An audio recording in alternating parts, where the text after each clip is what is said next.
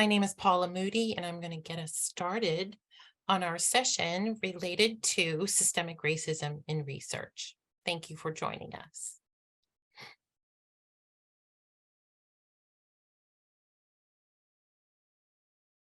Bear with me one second because there's got a few things going on here. Okay. We want to thank Hattie McCarter, who is going to be our guest presenter today. And I'll share with you a little bit about CHEER, who is the group that is offering this session today. I'll introduce our team members and then we'll get started. Today's session is being offered to you by CHEER.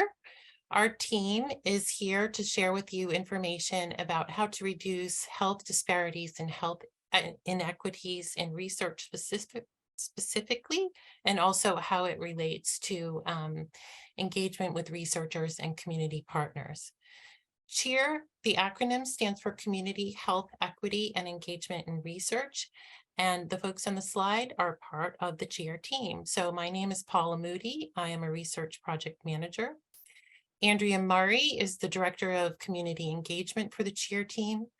Jen Poger is the Director of Education, and Jess Schrodel is also a research project manager on the CHEER team. Paula, the slides are not advancing. We're still on the first slide. Sorry about that. Oh, thanks for telling me that. Let's see.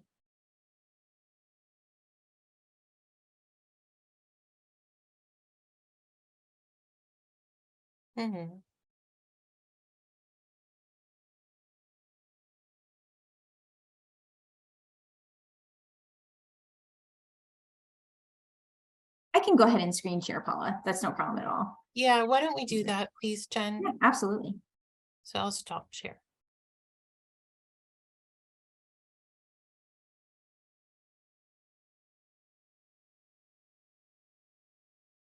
Thank you. So I think we're ready to go to the next slide. So we'll review a few logistics today. You may have already noticed that this session is being recorded. If you have a question, please raise your hand or utilize the chat function. We also really encourage you to utilize the chat function to share information with your colleagues, emails, resources. That's something that we value very much. Closed captioning is enabled on today's session. If you're interested in that, you can click on the bottom of your Zoom toolbar. You'll see a little CC that will allow the captioning to be displayed on your screen.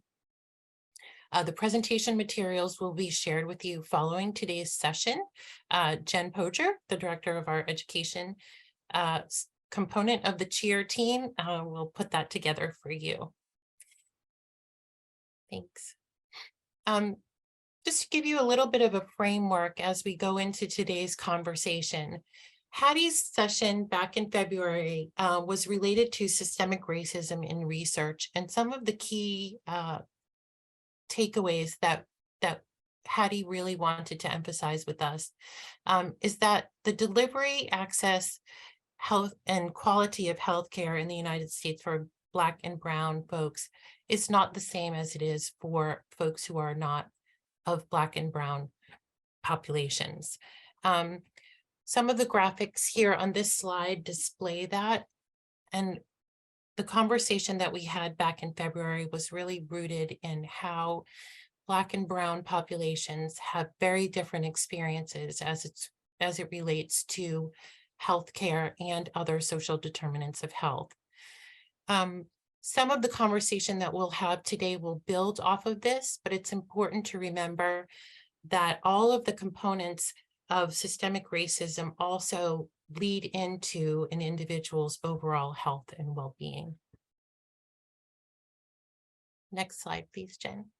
These are a few more statistics, and this one is specifically related to COVID-19 and the experience of Black individuals during the pandemic, how they accessed healthcare, the delivery of healthcare, and the quality of healthcare for Black individuals and Brown individuals during that time was subpar, to say the least, and also very scary and reflective of the fact that systemic racism still exists in the United States It is a topic that deserves our attention. Hattie will be speaking more to that today. Some of the things that we had as key takeaways from Hattie's previous session are related to exactly what I just shared, which is that we walked away from that session understanding that systemic racism is still very much present in the communities that we serve and work with every day. And that impacts their willingness to access healthcare. And when they do, as I've said, the quality of the healthcare and the delivery of that healthcare is very different. The second point that we took away from Hattie's previous session is that there are historical and current trauma and atrocities that have been that Black and Brown populations have endured. Those traumas are still very present in their lives, and they impact the individual's willingness to seek healthcare or to participate in research. The third takeaway from Hattie's previous session is that we are charged with establishing and reestablishing trust in Black and Brown communities because of this long-standing trauma as it relates to historical treatment of Black and Brown populations, not only in the healthcare setting, but also in the research setting. So those of us who are participating in this conversation today, I think we are all on board in our willingness and efforts to move forward in this conversation and discuss how systemic racism can be addressed in the small circles that we work in. I want to take this time to introduce our fabulous guest speaker today. Some of you who were present at the previous session probably walked away with a very big impression of this wonderful woman who we have come to not only consider as a very talented professional, but also as a friend. So Hattie McCarter is, she's a certified DEI professional with 14 and more years of experience in diversity, equity, inclusion, accessibility, and belonging. She has 20 years of public speaking experience and more than 7 years in human resources and recruitment. Hattie is the founder of McCarter's Equitable and Distinctive Solutions, or MEND for short, which is a consulting agency that equips businesses and organizations with tools in framing and integrating an equitable lens through practices, policies, and procedures. In addition to her consulting work, Hattie serves as a board member of the Diversity Inclusion Professionals of Central Pennsylvania. We are also very proud to share that Hattie was recently featured in Penn Live's Trailblazers and Trendsetters. Hattie, we welcome you to our session today. Thank you for joining us for this follow-up conversation that is really a result of a lot of feedback from the previous session, where folks just really wanted more of your time and expertise to speak to them about systemic racism and how they can personally and professionally improve their interactions with folks in Black and Brown communities. So thanks for joining us, Hattie. I'll turn it over to you. Thank you so much, Paula. I'm so grateful for this opportunity, for Chair to giving me the opportunity to come back and have a more in-depth and vulnerable conversation with community members, health professionals, and those who are willing to take this journey together. I appreciate the conversation. I feel like when we're doing trainings, it's kind of a blessing and a curse, right? Because if the training is really, really good, you don't even think about the hour and a half that you have with the facilitator. But if it's bad, you're like, oh my God, like, when is this going to be over? So I'm glad that nobody in the session had that feeling. But I think, sometimes when we're getting at the peak of the conversation, I feel like, people are wanting more. So I just appreciate everybody who attended that presentation. in February, and your eagerness to learn and your ability to open up your heart and your mind. So I'm really excited about today. As Paula talked about, I do have a consulting business titled MIN, stands for McCarter's Equitable and Distinctive Solutions. We are really just a heart-focused agency to really be able to empower, engage, and elevate organizations and stepping into brave spaces. I really consider myself the plug to equity, so where I help you partner, lead, and unroot and be able to grow. So we can go to the next slide for me. So during our last session, we talked about the hot zone, and I won't dwell too much in here, but this is really, we're about to get ready to enter into a space to where people are, we want folks to feel comfortable, but we also have to respect and understand those in their journey as we're talking about equity and inclusion, talking about systemic racism. There might be some who identify as part of these marginalized or BIPOC communities. And for that, you know, we have to be able to relive certain things and traumas that have been generational or that probably happened to us a month or a day before. But when we're talking about sensitive, culturally sensitive topics like this, we have to understand that everybody's journey is different and that it's a process and it's also progress. And so I just want people to understand that if you are not emotionally, physically, or mentally able to listen and hear other people's stories or engage in an authentic conversation, I always ask that you to humbly, you know, remove yourself. It's okay. Sometimes we're not always ready. But also too, like if there's an ouch moment that you're going to have in your discussions, it's okay. It's okay to feel ouch. I want you guys to reflect on that and be able to think about like, okay, why do I feel the way that I feel? What was something that triggered in me an emotion, a thought, an experience, or whatever? One of the things that I like to do is kind of like write it down. And then if I'm not able to tackle it right then, I put it in the parking lot and then I come back to it. So once again, we want to make sure that we're respecting each other, our energies and our voices that we're bringing to this topic today. Okay, next slide. All right, so let's get ready to get into the hot zone. I'm so excited. Okay, so your breakout sessions, we really wanted you all to have an opportunity to focus on what were some key takeaways for you, but also like some of the things we're looking forward to, like what were some walkaways? What are some things that really kind of help you guys establish trust, but to be impactful in diversity recruitment within your studies? And so we have a question here. If you don't mind, I'll read it to you. Systemic racism in research, work to be done. Let me lower my thing here. There we go. Work to be done to build trust in communities of color. Some attendees may have been looking for concrete find-up steps for researchers to walk away with to immediately impact diversity and recruitment for studies. So the questions that we want you guys to really think about and talk about is, do you agree with this expectation? Why or why not? And do you feel systemic racism can be addressed with tangible steps, or does it require a more holistic approach? So I believe it's either Jen, Paula, or Jess who are going to be assisting and putting you all in groups. I know that it takes about 2 to 3 minutes for people to feel comfortable and ready to engage.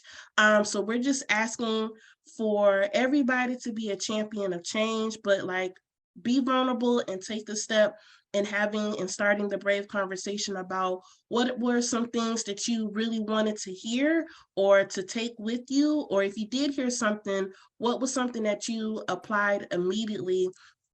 And you know, what were some other things in addition to this question? But we really want you to have a raw and robust conversation about how we can better recruit and establish trust within health professionals and doing the research studies that you all do on a daily basis. So ladies, if you want to start putting people in their groups. Sure thing, Hattie. I'm going to go ahead and do that. And there should be groups of 3 or 4. in each breakout room. And some of the co-hosts and I will probably pop in a little bit just to say hi and see how everything's going. And you might not get quite 15 minutes at this point. We're running a little bit over where we'd like to be. So it might be closer to like 10 or 12 minutes, but we'll give you a warning before we close those out. And hopefully, like Hattie said, you can engage in some really meaningful conversation. We really hope everybody feels comfortable and willing to be vulnerable and kind of be champions of this important topic. So, all right, everyone, with that being said, I'm going to break you out right now, and hopefully this will work out fine. Randy's back. The phone number is back. 908. I don't know who that is. Malik, there we go. Malika, Rand. All right, good. Here comes some folks. We tried to chat with the phone number, but I'm not sure they could hear us or something. Oh, gotcha. Well, you know what we just realized, Randy? We're like, oh my, we were totally struggling while you guys were out there, like, wait, we need to like broadcast the questions so that you guys all had them as a reference, not realizing that there's a limit to the amount of like, you can't copy and paste, and there's like a very limited amount of like that's like characters. So then we're like sitting here, we're like, oh, well, okay, they'll be okay. We'll hope they were. And then Jen just goes to me, oh my gosh, we could have shared our screen the whole time with everybody in the breakout rooms that you could have seen the questions. So we're sorry, guys. We're all learning as we go too. This is So good. fun. We figured it out. Yeah, thanks, guys. Oh my goodness. So it's back to me, right? Yepers. Woo, honey. So when I'm going to call out my new friends, Dodie and Jackie. It was a very impactful conversation. And so I definitely want to thank those two beautiful ladies, but also to the beautiful and handsome people who are stepping in the space of vulnerability. It takes a lot. So we're going to open it up. But one thing that I really want to talk about is that everything that we're going to be discussing within the next few seconds is that sometimes you're not going to always have a solution. You're not going to always have a 1, 2, 3, 4, 5 type of step. But one thing that is important that I really want you guys to start developing is to get you a village. And when I mean a village, I mean a people to where the youth can come in and say, you know what, I really just said something that was really, really wrong, or I feel it in my spirit, like, man, I should have done something better, or I should have, acknowledged or advocated or called in or called out.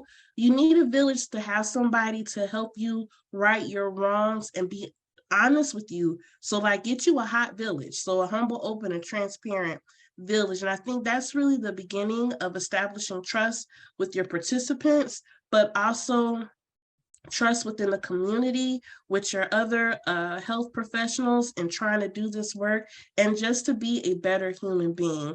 I tell people all the time, like, the best connection that we have with each other is that we're all human and that we all love to love.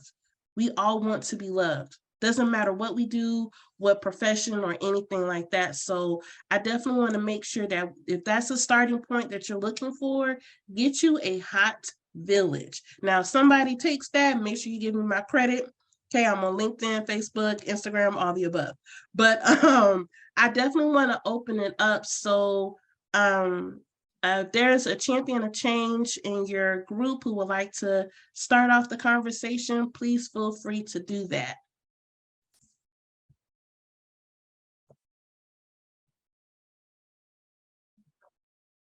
You can take yourself off mute if you would like.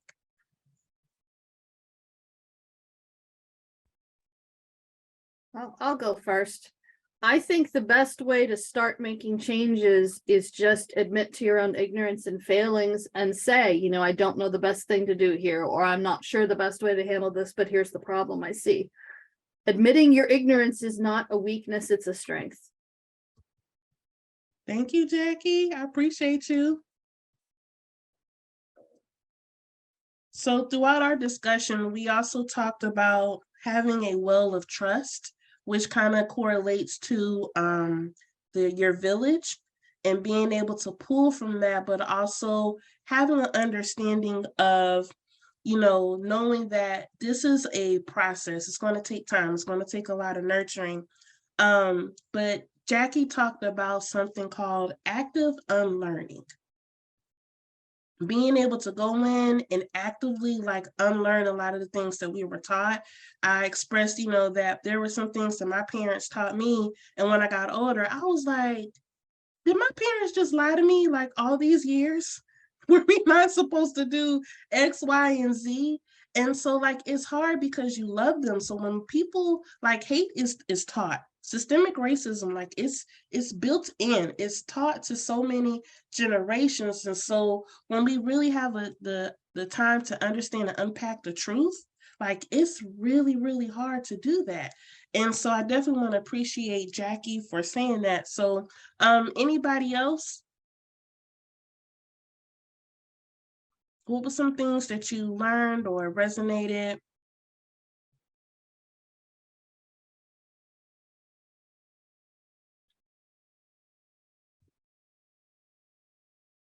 Well, hi, I'm Jennifer. I Hey, can Jennifer. speak, especially when it's quiet. I adore all of this and it's so desperately needed. So I'm so grateful that this is what's going on and being offered through Penn State. So and Hattie, it's such a pleasure to meet you. I looked forward to talking to you more offline. So I'm Jennifer Cruz. I do work at Penn State. We are part of the HBCD research study. It's going to be likely a 10-year observational study, and it is focused on working with people in underserved communities. So we are looking to support, strengthen, well, this is my words right now, to support, strengthen communities and regain trust, which has been broken and with a lot of just cause. But we want to hear voices from everyone who's been really underlooked. And so to this point, it is really key that we do engage with our community members. I very much have every individual have a voice. So it's not just the researchers saying, oh, this is what we need, or even just the investigators. We want to be engaged with our community leaders. We want to be engaged with the actual participants so that they will be part of these focus groups. We want them to help be a part of designing the best approach for the study. How can it best meet their needs? We want to give them a voice. So in doing so, it is important that we have people with lived experiences. We also engage with the leaders of the community, which will help to strengthen in what we're doing here.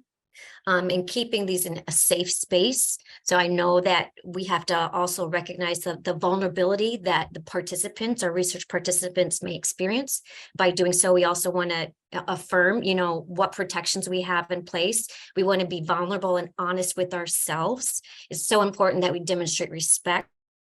So there's so many components, and I just would love to engage with anyone who wants to keep echoing this, but I want Penn State in this community. I'm in Hershey, and we are going to be spreading this out. We have navigators who are going to be engaging with people. We have community resources. We're going to be guiding people. We want to touch base and we want to strengthen. So I want it to be bigger than just research. I want a village, and that's a village that they can carry and grow even when we are no longer around. So that being said, if anyone has any information and wants to share, these principles that we all talk about are just so key in order for us to transform change. Thanks. Oh, thank you so much, Jennifer. You said something that resonated with me about really affirming the lived experience, right?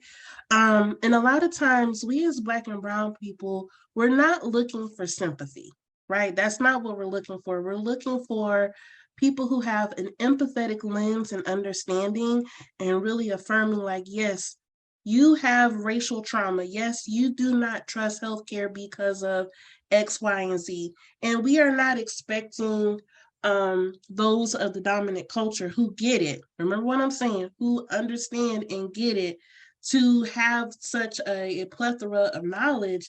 We just want you to be like, you know what? I hear you. I understand. I've, no, I mean, I have experienced that before, but I understand the emotional trauma that you could be experiencing. How can I help you move past that? What supports can I put in place for you? How can I show you that our research is sustaining, and it's going to be able to not just benefit you and your family, but generations to come. Like you always, it's important to start with the why you're doing what you're doing. And if somebody doesn't ask you why, then that's a red flag for me. And I have to go back to my mom. She, as you all know, like she has a lot of health issues, and they ran she had too much carbon dioxide in her blood, right? So the doctor was like, well, you know, we have to run some tests. So my mom is telling me, and I said, well, did you ask why? She was like, well, they just told me I had too much carbon dioxide in my blood. I said, okay, but did they say why was that? And so I'm telling her, like, Mom, you have to ask more questions for them to be able to tell you. And I was like, I know that you trust your doctor. I was like, you know, I said, we're going to have to agree to disagree right here, right now. I was like, but you have to start asking questions so you can have an understanding, but also that the person who is going to be working with you has an understanding of who you are and where you're at in this present moment. I said, because there's a lot of factors, you know, and things that can transpire. And so I was like, you know what, put me on the phone. I'll ask the why. You don't even have to worry about it. I'll do that. But it's important because sometimes people don't even know the questions to ask. So as health professionals, we have to be proactive. And this is where that culture competency and that cultural awareness comes in at, right? Of asking certain questions, because sometimes you don't know what you don't know. And we as people have been taught to, like, there's just certain questions and certain tones that you just are not supposed to have. You are the doctor, they know what they're doing, you don't. But I am an expert in my own life and who I am as a person. And so I really think that's important, really affirming and understanding. So thank you so much, Jennifer, for saying that. That makes me feel good. Okay. Anybody else? I'm sure there was some very robust conversations happening. So anybody else? Hi, I'm Randy, and Hi, Randy. nice to meet you. I have a little bit different perspective on this. Maybe we need to back up and start before the research project is identified.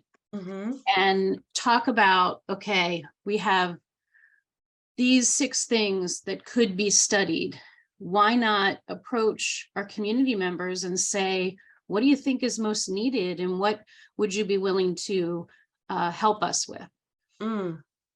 Instead of, here's the research we're doing, could you come with us now? I almost think it's too late. That's deep, Randy. And I appreciate you saying that, because now what you're doing, you're setting the tone, right? You're setting the tone for the community. Hey, we want you guys to also be a partner. Help us to understand how we need to navigate in certain spaces. And so I think that's a really good point. But my question to you, Randy, is when does that light bulb go off as to when that needs to happen for researchers? So I don't know, because I'm not a researcher, but to me, it seems like we're asking folks to participate when at least 1, maybe 10 decisions have already been made. Yeah. So that indicates to me that we need to make sure that when we're starting to go out into the community, that we have the right people at the table and we have the right representation. And when I say representation, I'm not just saying like, oh, we got to make sure we have a Latino, Black, or person with disability. We just have to make sure, and I believe we need to have representation from that retrospect, but also representation of knowledge, skills, and abilities and awareness. That needs to be at the table. In order for, I think, Randy, the question that you posed was so profound, because we don't think about that until after the fact. Or maybe we should have done this, or oh, we could have brought in such and such, and they could have helped us with the direction of the research or how to move forward. So I think the first step is like having like that 50,000 foot view. And then, okay, like who are the key players? And I think Jennifer talked about it earlier about the community leaders and all those things, but like it's more to just the community leaders. Was looking at the churches, the schools, sometimes there's people in the community who are not affiliated with that, but they just have a strong generational presence. I know where I'm from, my maiden name is Bethea. And so because of the work that my dad did in the community, but also just because of how he carried himself, like when you say Bethea, you automatically think of my dad. And so like trying to really figure out like, hey, like who's in the community that we can reach out and touch. And so I really appreciate you saying that, Randy. Thank you so much. Oh, this is good. Anybody else? Jennifer, you had your hand, and then Jackie. Yeah, sorry. So, Randy, I love what you said.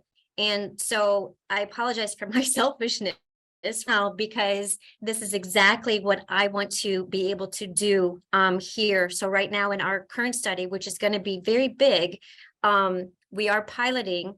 And so this is an opportunity for us to even formulate and consider. So you say, what does this community need, right? And when I say community, we can classify that in lots of different ways. And so I see this as an opportunity right now. So just even building off our study is to see what do they need? How can we meet that? And then we get to develop more research, more opportunity in doing this. So this here is just the launching pad.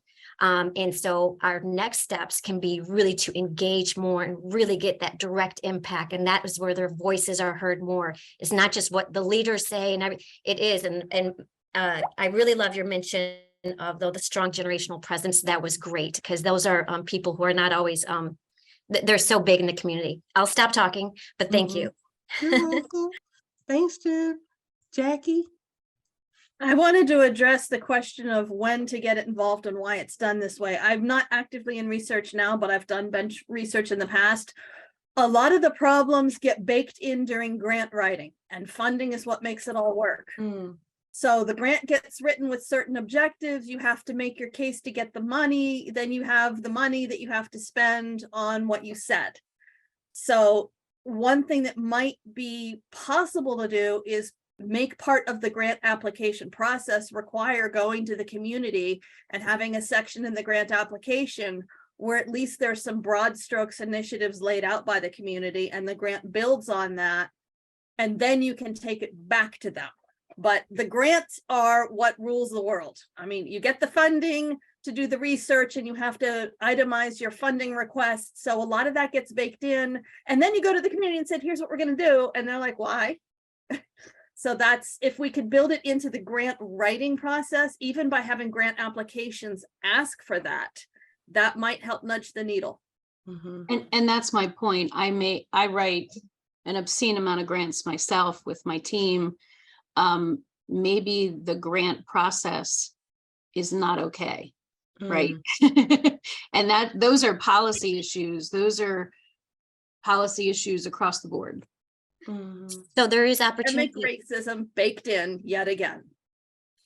Well, yes, absolutely. And that's systemic it's incredibly important. So, but that's where, so the NIH has a lot of different funding opportunities, grant opportunities. So we can see what may be possible. And so like right now we have an opportunity with our study to still, let's see what those community members need. What can we do? And then we can have it tie into the funding that could foreseeably be available. So we're going to be checking off all of our boxes. And the one box we want to make sure we're checking out is what the community really needs. Not what we say, what is going to work with them. So, so there is chance, but it is definitely, once you have the plan in place, you have to stick with it. But it's that legwork you can do ahead of time. Yeah. And also too, like, understand that this is a process. Like you can't rush trust, right? You can't do that, especially for people who have and continue to be oppressed for so many years, right? And how I'm doing a presentation in April on racial battle fatigue, right? And so it's for CAAP DEI Summit. You can check them out on LinkedIn, but it talks about how racism physically makes Black and Brown people sick, right? With headaches, depression, upset stomach, anxiety. And being humble, open, and transparent with you, I experienced that, right? Because of I identify as a Black woman in a white society and trying to navigate that on a day-to-day basis. So going to the doctor is hard for me. Going to the grocery store is hard for me.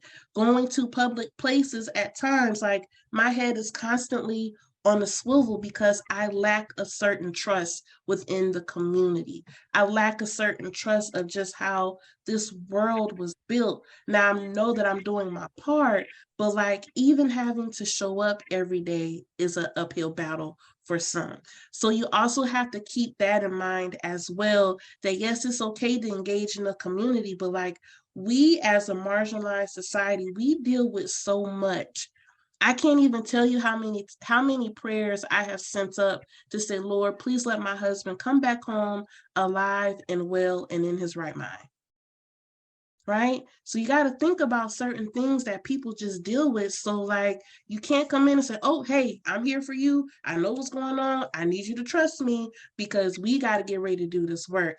People are going to be like, you know what? On to the next. So this is why I tell people, like, you have to do the work within yourself. You got to know the history. You got to do the work. You got to unpack, but you also have to allow time. You and Jackie said it earlier about it's nurturing. So it's like you're building and you're building this bridge of trust. And so it's hard to do, but it's not impossible. That's what I really want to say. Like, trust is not impossible, but like in order for people to trust you, you have to trust yourself. And you have to be like, you know what? I have to be able to unlearn and to think about things and look at the bigger picture, because it's no longer about me, it's about me helping people. And so I'm really hoping that what you all taught today in your session was impactful and it was empowering for everybody. I really pray that the conversation continues and that you all really continue to do this work. And I want to personally thank each and every one of you who's on here today for your work. You being present in the last presentation, in this Q&A, and really being like, you know what, I'm going to do what I need to do, not just for me, but for humanity, period. And so I appreciate you for the hard work and everything that you are willing to do and moving forward. So I'm going to turn it back over to the ladies, but once again, thank you all so much for such a really, really great discussion. This was good. Thank you, Hattie. Yeah, Jen, would you mind clicking back one slide for me? So I just want to draw everyone's attention to the way you can reach out to Hattie and connect with her moving forward.